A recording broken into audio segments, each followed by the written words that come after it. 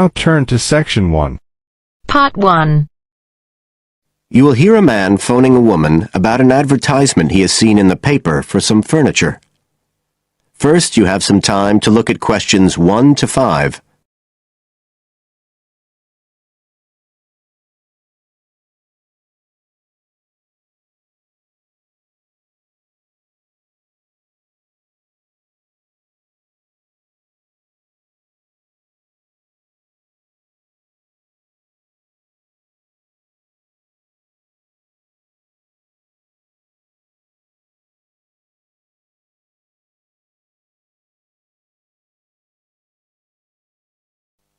As you listen, because you will not hear the recording a second time.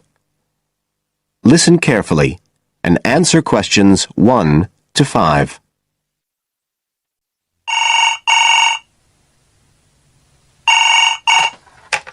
Hello? Oh, hello. I'm ringing about the advertisement in yesterday's newspaper. The one for the bookcases. Can you tell me if they're still available? We've sold one, but we still have 2 available. Right. Can you tell me a bit about them? Sure. What do you want to know? Well, I'm looking for something to fit in my study. So, well, I'm not too worried about the height, but the width's quite important.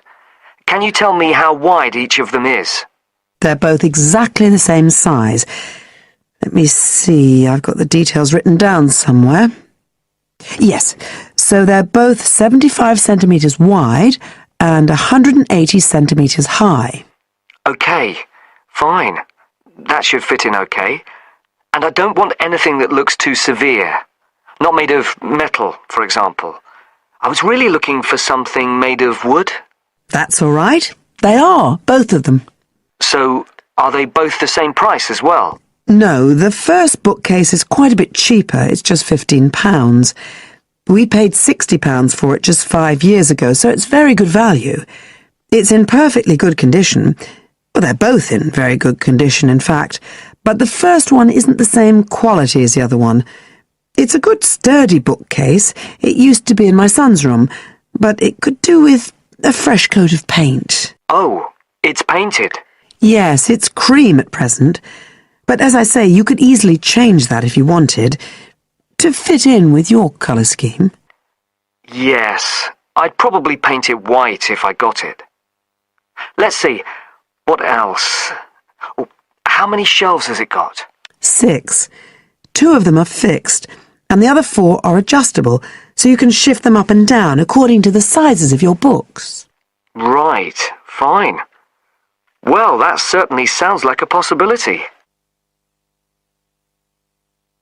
Before you hear the rest of the conversation, you have some time to look at questions 6 to 10.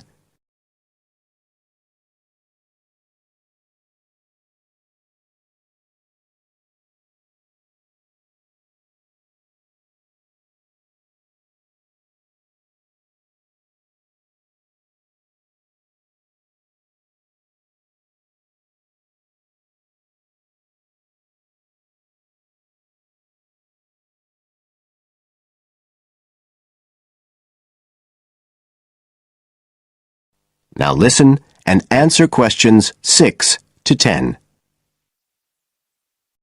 But the second one's a lovely bookcase too. That's not painted, it's just the natural wood colour, dark brown.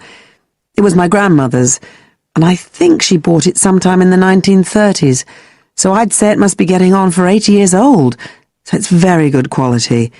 They don't make them like that nowadays. And you said it's the same dimensions as the first one?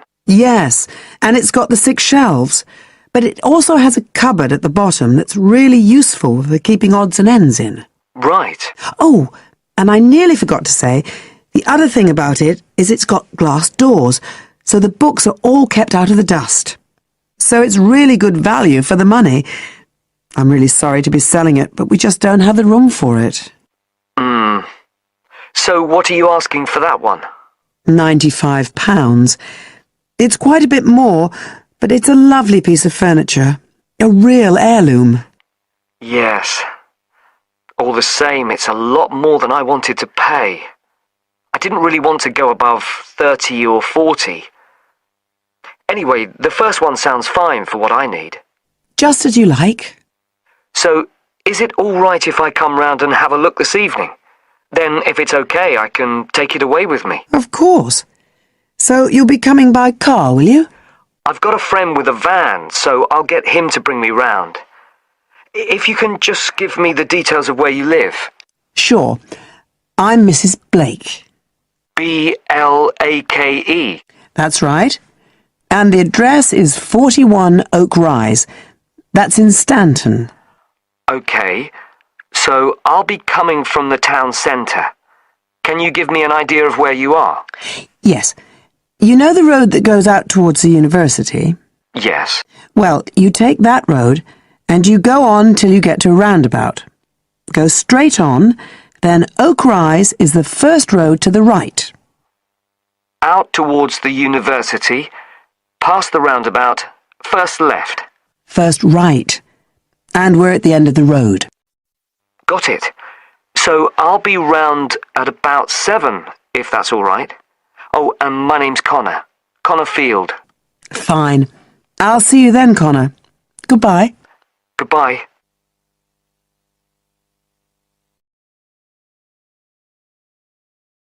That is the end of part 1. You now have half a minute to check your answers.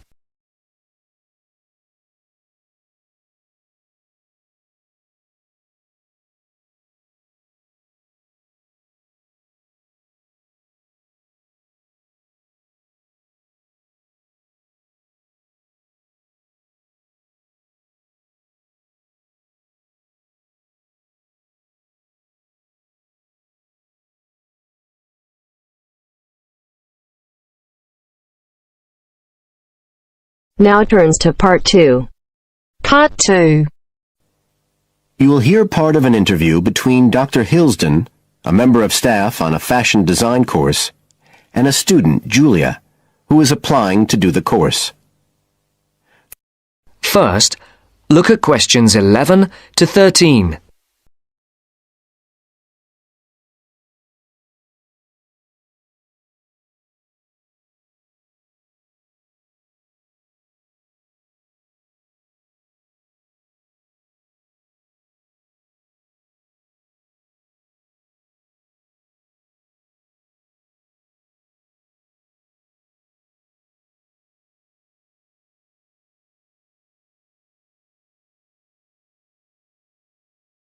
Now listen carefully and answer questions 11 to 13. Right, Julia. So, from your CV and portfolio, and what you've already told me, you seem to be very much the sort of person we're looking for on the postgraduate course. So tell me, you finished your fashion design course in London 4 years ago. Did you think of carrying straight on and doing a higher degree at the time? Yes, but there were financial pressures. So I ended up working in the retail industry, as you can see from my CV. And actually, it was a very useful experience. In what way? Well, I was lucky to get the job with Fashion Now. They're a big store, and one of my priorities was to get as much experience as possible in different areas. So that was good because I had the chance to work in lots of different departments. And having direct contact with the customers meant I was able to see how they reacted to innovation, to new fashion ideas. Because with Fashion Now, a designer might show something in New York or Milan, and there'll be something similar in the shop within weeks. So that was probably the most useful thing for me. Right. And so what's made you decide to do a postgraduate course now? Well, while I enjoyed working at Fashion Now, and I learned a lot there, I felt, well, the way forward would have been to develop my managerial skills, rather than my skills in fashion design, and I'm not sure that's what I want to do. Yes. When I was doing my degree in London, I'd been interested in women's wear, but I know that there's been a lot of work done in areas like new fabric construction. And though I'm not intending to go too deeply into the technology, I'd be very interested in looking at how new fabrics could be used in children's wear. So I'd like the chance to pursue that line. Yes, good. And are you at all concerned about what it's going to be like coming back into an academic context after being away from it for several years? No, I'm looking forward to it. But I'm basically more interested in the application than the theory, or at least that's what I've found so far. And I'm hoping the course will give me the contacts and skills I need eventually to set up my own enterprise. I'm particularly interested by the overseas links that the department has. Yes, many of our students look overseas or to international companies for sponsorship of their projects. Before the talk continues, look at questions 14 to 20.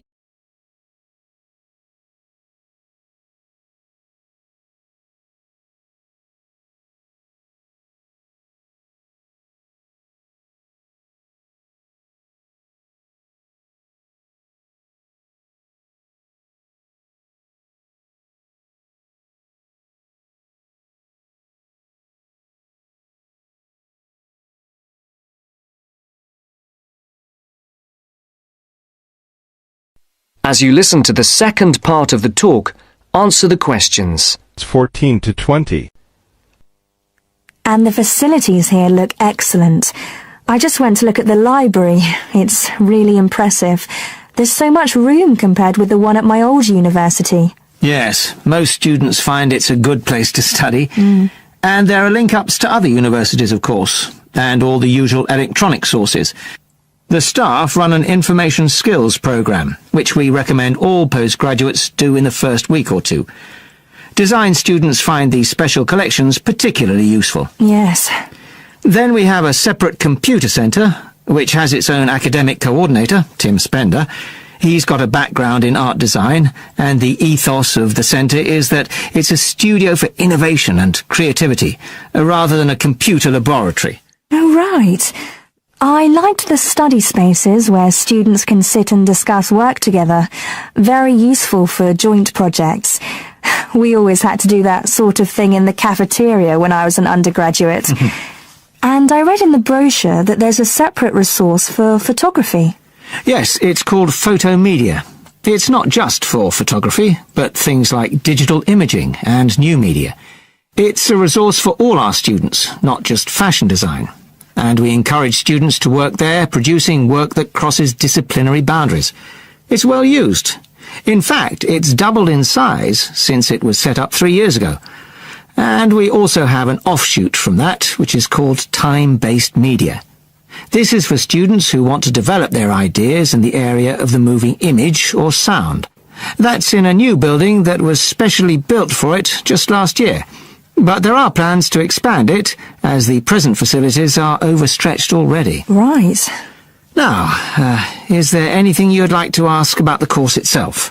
I know it's a combination of taught modules and a specialist project, but how does assessment fit in? Well, as you'd expect on a course of this nature, it's an ongoing process. The degree course has 4 stages, and there are what we call progress reviews at the end of each of the first 3. Then the final assessment is based on your project. You have to produce a report, which is a critical reflection on your work. And is there some sort of fashion show? There's an exhibition. The projects aren't all focused on clothes as such. Some are more experimental, so that seems more appropriate. We ask representatives of fashion companies along, and it's usually well attended. Right.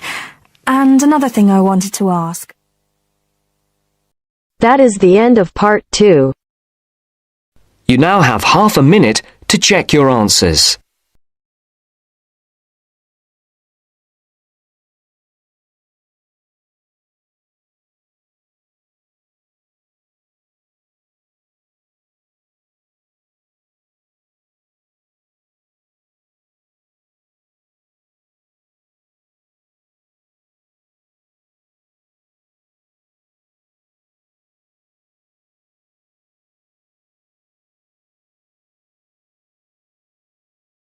Now turns to part 3.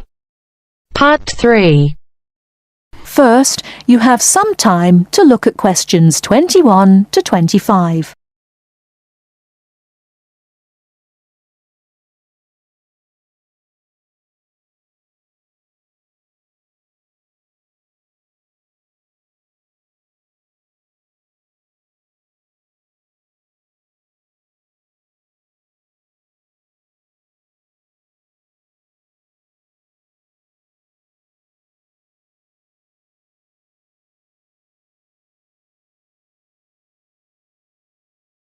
Now listen carefully and answer questions 21 to 25. Welcome to Orientation Week. Today I am here with the captain of our school's women's gymnastics team. Her name is Elizabeth Rain, and she is a fourth-year student. I hope you can all see her as an example of a responsible student and athlete, a role model for everyone. Hi, Elizabeth. Thank you for stopping by our Orientation Week. Thank you for having me. Welcome to our university, everyone. If there are any of you thinking about joining our school's athletic program, I would strongly encourage you to do it. Being a part of the gymnastics team has been one of my best experiences during my time at this school. It has taught me so much about teamwork and friendship, and has even taught me how to improve my academics by prioritizing my time. I have some questions that I am sure the students will want to know the answers to as well. First of all, how did you find the time to do well in classes as well as train for gymnastics? Prioritizing is the key. You must be very organized. Every day I wake up and I know what I must do for the day. I plan things in order of importance. For example, if today I have a competition for gymnastics in the afternoon, then I know I have to finish my homework and studying in the morning. In other words, keeping an organized schedule of your priorities is very important. Can you explain to the students a little bit about your study habits? Well, I usually try to take classes that I'm interested in. This way, I have no excuse not to study because I chose the classes out of my own preference. I separate my study time by class. For example, if I have 5 classes for this semester, I will study for 1 class a day from Monday through Friday, and then review for all of them on the weekend. I won't try and study for all 5 of my classes at one time. It is too hard to do that, to remember everything and not feel like you are going crazy. It is very important to focus the time that you set aside for studying.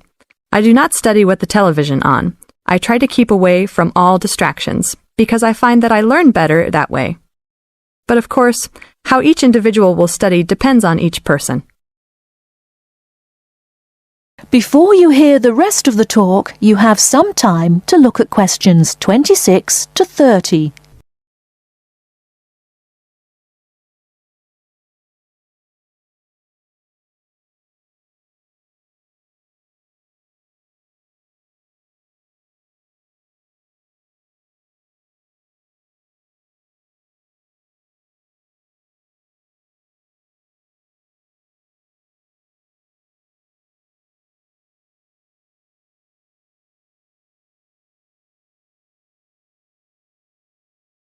Now listen and answer questions 26 to 30. That sounds like good advice.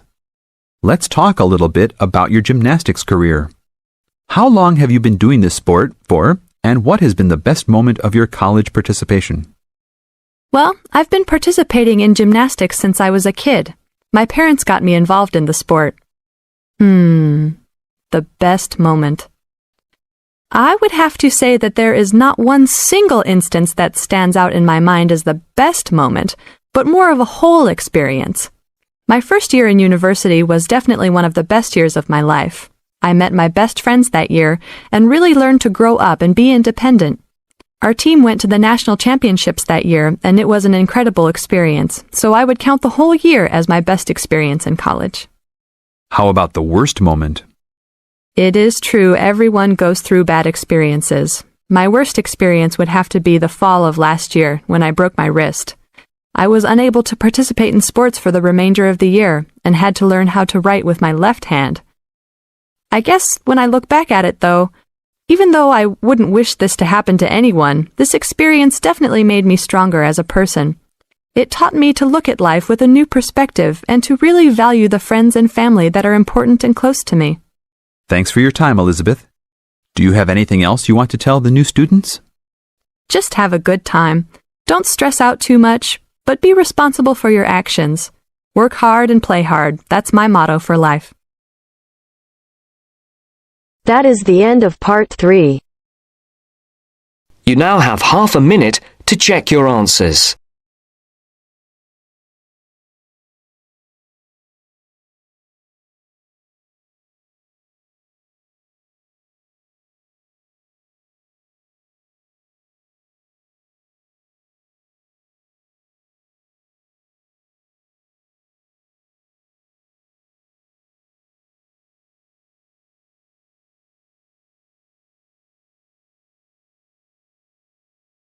Now turns to Part 4. Part 4. You will hear a lecturer in education talking about some experiments done in the USA to investigate the effects of reducing class sizes. First, you have some time to look at questions 31 to 40.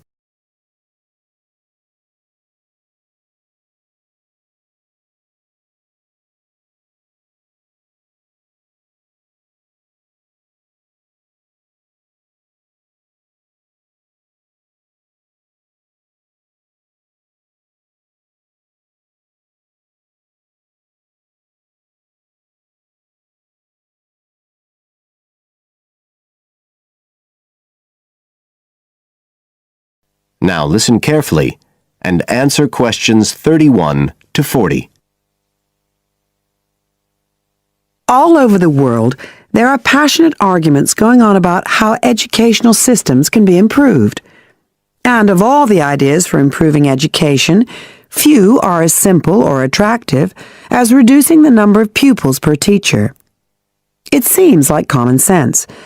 But do these ideas have any theoretical basis? Today, I want to look at the situation in the USA and at some of the research that has been done here in America on the effects of reducing class sizes. In the last couple of decades or so, there has been considerable concern in the United States over educational standards here, following revelations that the country's secondary school students perform poorly relative to many Asian and European students. In addition, statistics have shown that students in the nation's lower-income schools in the urban areas have achievement levels far below those of middle-class and upper-middle-class schools. So would reducing class sizes solve these problems? Well, we have to remember that it does have one obvious drawback. It's expensive. It requires more teachers and possibly more classrooms, equipment, and so on. On the other hand, if smaller classes really do work, the eventual economic benefits could be huge. Better education would mean that workers did their jobs more efficiently, saving the country millions of dollars. It would also mean that people were better informed about their health, bringing savings in things like medical costs and days off sick. So what reliable information do we have about the effects of reducing class sizes? There's plenty of anecdotal evidence about the effect on students' behavior, but what reliable evidence do we have for this?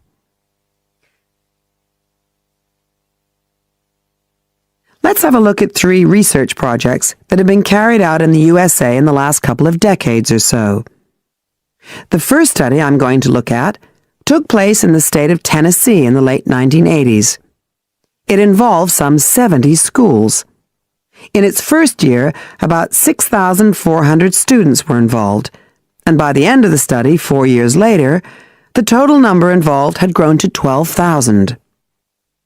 What happened was that students entering kindergarten were randomly assigned to either small classes of 13 to 17 students or regular-sized classes of 22 to 26.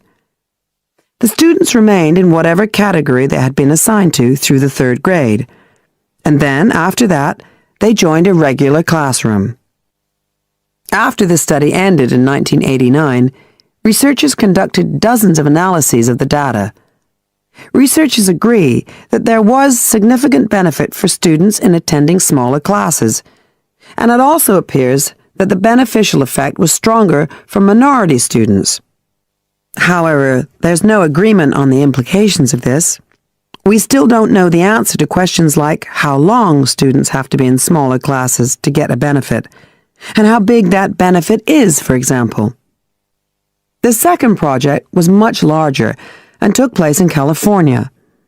Like the Tennessee study, it focused on students from kindergarten through to grade 3, but in this case, all schools throughout the state were involved. The experiment is still continuing, but results have been very inconclusive, with very little improvement noted. And the project has, in fact, also had several negative aspects. It meant an increased demand for teachers in almost all California districts. So the better-paying districts got a lot of the best teachers, including a fair number that moved over from the poorer districts. And there were a lot of other problems with the project. For example, there weren't any effective procedures for evaluation. All in all, this project stands as a model of what not to do in a major research project. A third initiative took place in the state of Wisconsin at around the same time as the California project began. And it's interesting to compare the two. The Wisconsin project was small. Class sizes were reduced in just 14 schools, but it was noteworthy because it targeted schools at which a significant proportion of the students were from poor families, compared with California's one-size-fits-all approach. Analysts have found that the results are very similar to the Tennessee project, with students making gains that are statistically significant, and that are considerably larger than those calculated for the California initiative. Now, I'd like to apply some of these ideas to the latest.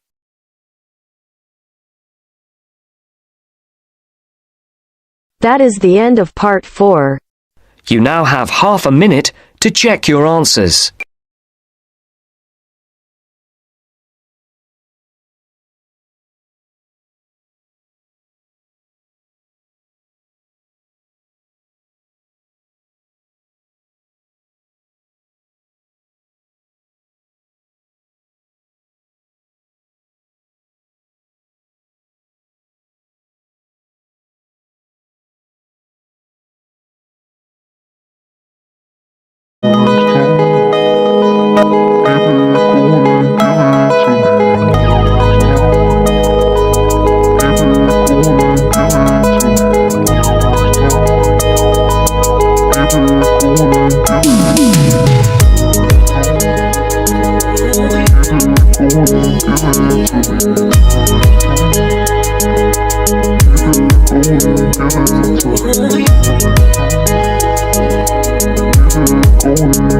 Give it to me.